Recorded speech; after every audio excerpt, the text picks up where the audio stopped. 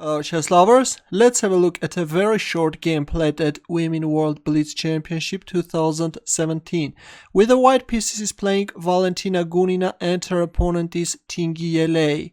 Gunina started with e4 and e6 by lay French defense, d4, d5, knight c3, knight f6, bishop g5, and black is capturing on e4, going for burn variation. Knight takes e4, bishop e7, bishop takes f6, g takes f6.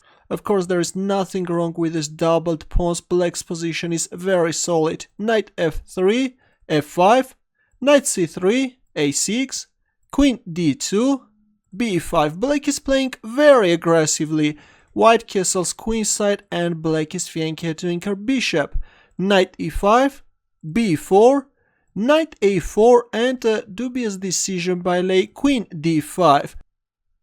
Well, actually it was better to play knight c6 and then place the rook on g8 square, but instead we see queen d5, and now the bishop jumps on c4 square, attacking the queen.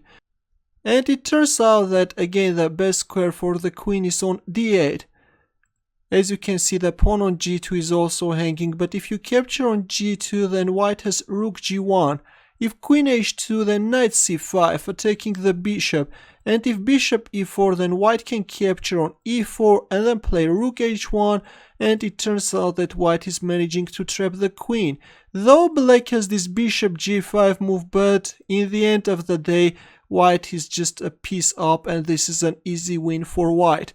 But instead, after bishop c4, instead of placing the queen on d8, lay played queen a5.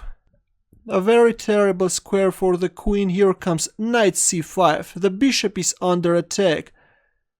And instead of playing bishop d5, at least black could prolong her life, but again, black's position is terrible.